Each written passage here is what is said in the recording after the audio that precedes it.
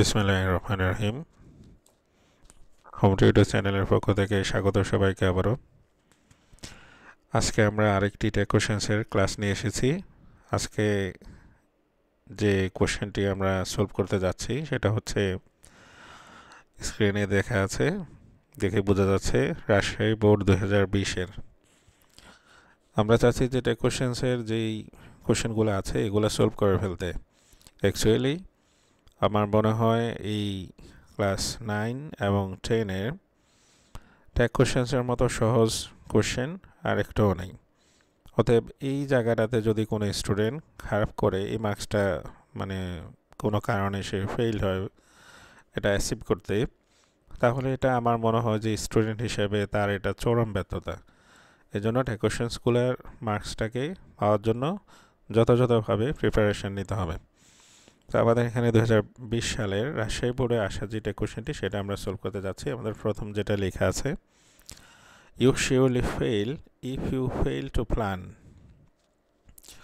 বিষয়টা হচ্ছে you surely, তুমি নিশ্চিত মানে ব্যর্থ হবে যদি তুমি পরিকল্পনা করতে ব্যর্থ হও। মানে তুমি যদি তোমার পরিকল্পনা যদি ভালো না হয় তাহলে তুমি নিশ্চিত ব্যর্থ হবে। কথা খুবই দৃঢ়তার সাথে কনফিডেন্টের সাথে কথাটা বলা হয়েছে। তো এটার মানে হচ্ছে যে কোনো মানুষ মানে কোনো পরিকল্পনা ছাড়া অ্যাডভান্স হওয়া ঠিক নয়। আসলে ইংলিশের এই যে আমরা যে প্যারাগ্রাফ, আমরা যে টেক কোশ্চেন্স বা যেটাই ইংলিশে লেখা হয় পড়া হয় সেখানেই কিছু না কিছু শেখানোর চেষ্টা করা হয়। তো যাই হোক, এই সেন্টেন্সে আমরা ফার্স্ট যেটা আমাদের কাজ টেক কোশ্চেন্সের ক্ষেত্রে প্রথম হচ্ছে যে আমরা অক্সিলিয়ারি ভার্ব খুঁজব। তো আমাদের এই সেন্টেন্সটাতে অক্সিলিয়ারি ভার্ব নাই। You surely fail if you fail to plan. তো এখানে এই অংশটা হচ্ছে, যেমন এই যে ইফ সহকারে যে অংশটা হচ্ছে এই অংশটা হচ্ছে সাবঅর্ডিনেট ক্লোজ।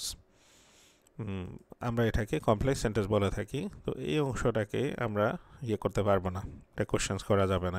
এই অংশটাকেই এটা কোশ্চেন করতে হবে। তো এখানে আমরা দেখতেছি আমার সাবজেক্ট হচ্ছে ইউ, আমার ভার্ব হচ্ছে ফেইল, মূল ভার্ব। তো সেই কারণে আমরা মূল ভার্ব থাকলে তো আমরা ডোন্ট লিখবো, সাথে আছে আমাদের সাবজেক্ট ইউ।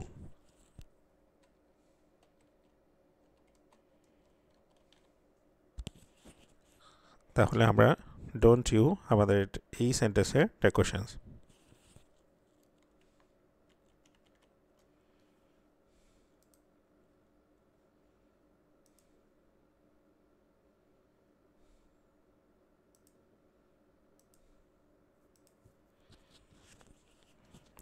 এবার আমরা দ্বিতীয় সেন্টেন্সে যাই।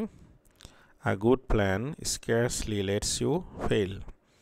অর্থাৎ একটা সুন্দর পরিকল্পনা তোমাকে একেবারেই মানে সামান্য পরিমাণ হয়তো মানে ব্যর্থ হতে পারে, কিন্তু মোটামুটি বলা যায় যে ভালো প্ল্যান সাকসেস নিয়ে আসেই।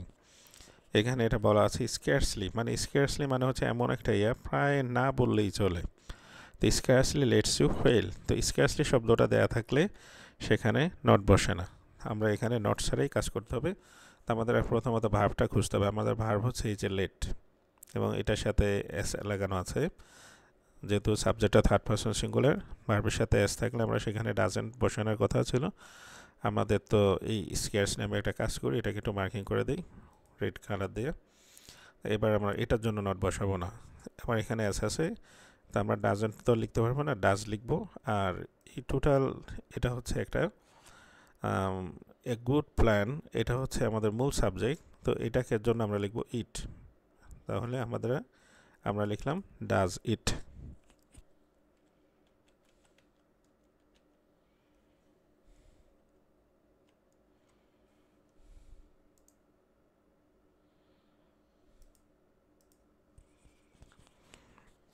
Does it. এবার আমরা সি নাম্বারে যাই। Great people could do nothing without a plan of action. মহান মানুষরা পরিকল্পনা ছাড়া কোনো কাজ করেন না। মহান মানুষ এখানে হচ্ছে আমার সাবজেক্ট, গ্রেট পিপল এমনিতে প্লুরাল, আর কুড ডু নাথিং, নাথিং থাকাতে আমরা নট বসাবো না। এখানে এই যে নাথিং শব্দটাকে আমি মার্ক করে নিচ্ছি, এটার জন্য নট হবে না। তাহলে আমার অক্সিলিয়ারি ভার্ব হচ্ছে কুড, আর সাবজেক্ট হচ্ছে পিপল। এই পিপলের পরিবর্তে বসবে দে, আর তো কুড আমার অক্সিলিয়ারি ভার্ব আছেই। আমরা তাহলে লিখব could they?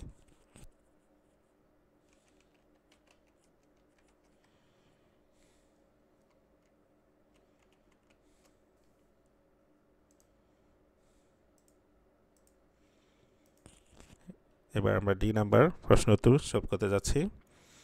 এখানে লেখা আছে future also dare not fail a well planned effort.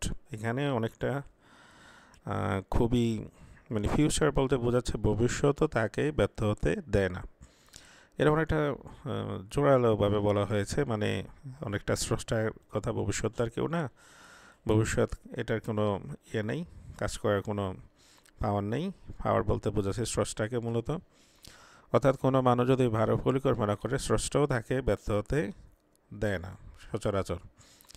মানে এমনিতে তো আমরা জানি যে স্রষ্টা মানুষকে তার পরিমাণ মানে তার পরিকল্পনার মতো আগাতে সাহায্য করে থাকে। এই জন্যে আসলে পৃথিবীতে সব ধর্মের মানুষই যার যার মতো করে চেষ্টা করে উন্নতি করে যাচ্ছে। The future also dare not fail a well planned effort. এখানে অলরেডি নট আছে, এই যে নটটা থাকাতে আমাদের আর নট বসাতে হচ্ছে না, এই যে নট আছে এখানে। তো আমাদের এখানে অক্সিলারি ভার্ব হচ্ছে ডেয়ার, আর সাবজেক্ট হচ্ছে এই ফিউচারের জন্য আমরা দেব ইট। আমাদের শর্ট ডেকোরেশন হয়ে গেল ডেয়ার ইট।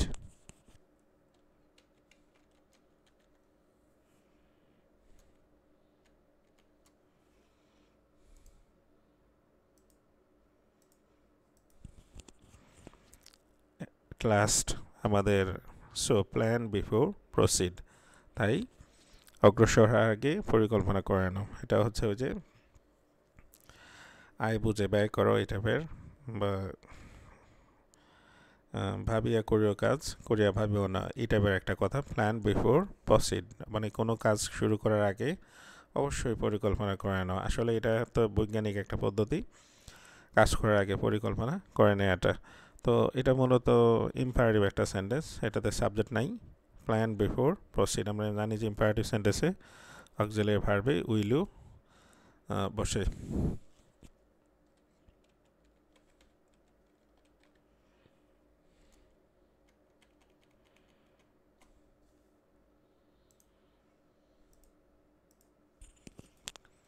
তাহলে আমাদের ই নাম্বারের যেই কোশ্চেন ছিল এটা আমরা সলভ করে ফেললাম, কারণ এটা ইম্পারেটিভ সেন্টেন্সে মানে এটাতে অবশ্য যারা অনেক বেশি ভালো বোঝে তারা কখনো কখনো উডেন্ট দেয়, উডিও দেয়।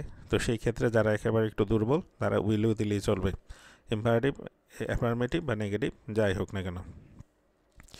আজকে আমাদের ক্লাস মানে আমাদের ক্লাসের যে একটা বোর্ডের যে 5টা ইয়ে ছিল, এটা মূলত 2020 সালের পরে আবার 7টা করে হয়ে গিয়েছিল 23 সালে আবার, এখন এই জন্য এটাতে 5টাই ছিল আগে, এখন আমরা 5টা কোশ্চেন সলভ করে ফেললাম। আশা করি ভালো লেগেছে। এরকম আরও ক্লাস পাওয়ার জন্য আমাদের চ্যানেলটি সাবস্ক্রাইব করে রাখার জন্য অনুরোধ থাকলো। আজকের ক্লাস এখানেই সমাপ্তি। ধন্যবাদ সবাইকে দেখার জন্য। সবাই ভালো থাকুন। আল্লাহ হাফেজ।